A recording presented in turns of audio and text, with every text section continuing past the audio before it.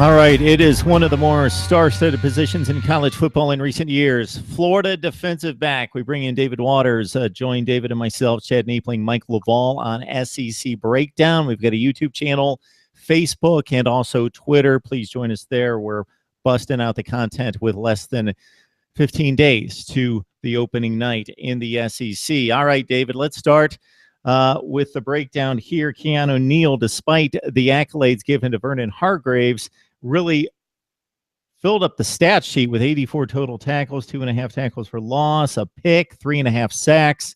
He's gone. Hargreaves gone. Kind of take us through the secondary in regards to who's coming back. Of course, Jalen Tabor being the heir apparent. Yeah, Jalen Tabor, it's kind of hard to believe when you sit and think about, the 2015 secondary, all the accolades and preseason accolades, and they were well recognized and well deserved for Vernon Hargreaves. But Jalen Tabor, in a way, actually had the better season. It's kind of hard to think about. Hargreaves was, targeted less in 2015 than he was in his first 2 years because of his reputation. But Tabor got plenty of chances to show his ball skills, and boy, did he. And he got targeted 52 times and only gave up 19 receptions, for about a 37% catch rate against him. And he got his hand on the ball 1 out of every 3 passes thrown at him. So Jalen Tabor, while he was getting the ball thrown at him, he made things happen for that Florida defense when the ball was thrown at him. A lot of wide receivers did not have a lot of success against Jalen Tabor, so he comes back to anchor that secondary for definitely the cornerbacks for Florida. And opposite of him, you got Quincy Wilson. He also around a 35% catch rate against him as well, and definitely the best tackler, tackling at about 90% of it. He didn't let big plays happen, and if anybody got the ball around him, he was definitely making that tackle. So, Jalen Tabor, Quincy Wilson, can anchor some of the, SEC's best quarterback tandem there. And we move on to safety. It's, yes, you mentioned they lose Brian Poole a little bit, but Keanu Neal. But you got Marcus Maye coming back, and he's for sure in the box type of safety who does not mind to get, dirty a little bit. He'll make that tackle. So Florida, like you said, Mark, there's plenty of talent in that secondary. They like to call themselves DBU. Them and LSU go along with that little, moniker back and forth. Both can take it, but Florida in their own right can use that name.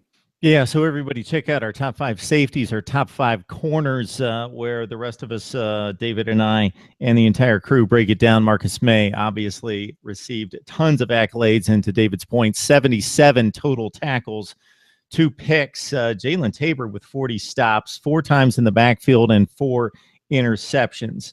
All right. We also look at Chauncey Gardner's a guy that rated in the top 5 at the safety position, according to all the big recruiting services out of Coco, just in this last 2016 class. So he may be the one guy that's just stepping on campus that may be an impact as well. Yeah, Mark, the big thing about him, he was able as a freshman to come and be on the field as an early enrollee in the spring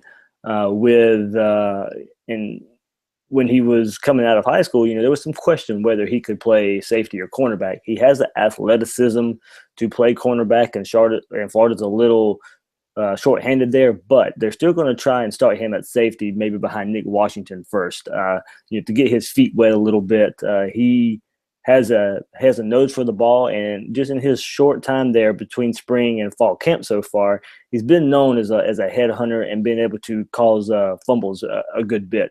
He's been able to cause turnovers, and that's a big thing for Jeff Collins' defense. Of course, every defense wants turnovers, but there's a strategy to that, and it seems like Jeff Collins, got his man and Chauncey Gardner there.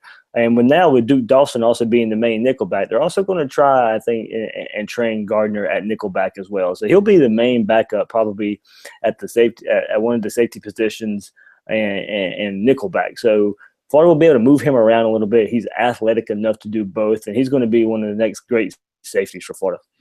Javon Taylor, also a kid that we'll see down the road, 39th rated safety out of Montgomery, Alabama at 6'2", 190. So the standard's high. David, do you expect this defense to perform in the secondary as well as it has in recent years? Secondary, yeah, I do. It does predicate on them staying healthy. Like I said, we did bring up that there's not a lot of cornerbacks, with experience behind Tabor and Wilson. So, if an injury happens to those guys, it's going to shift around that Florida secondary where some safety guys might have to play corner, and corners, my guys might have to play safety. So that's, they will be, if they're starting four, they're starting five, or just as good as anybody's, and you don't necessarily have a lot of injuries there. But if it does happen, it could throw that defense into a little tizzy. But that I think that defensive line can help that secondary pretty good bit for Florida.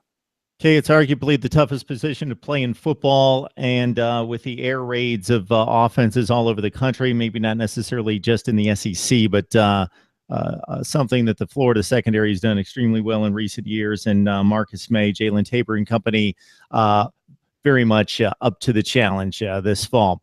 David Waters, myself, Chad Niepling, Mike Laval. You got to check us out on SEC Breakdown. We produce all tons of content in knocking out conference previews, positional breakdowns, as we do right here. Join us on Facebook and also on Twitter. All right, David, that's a good wrap on the Florida secondary. We're going to talk some special teams next.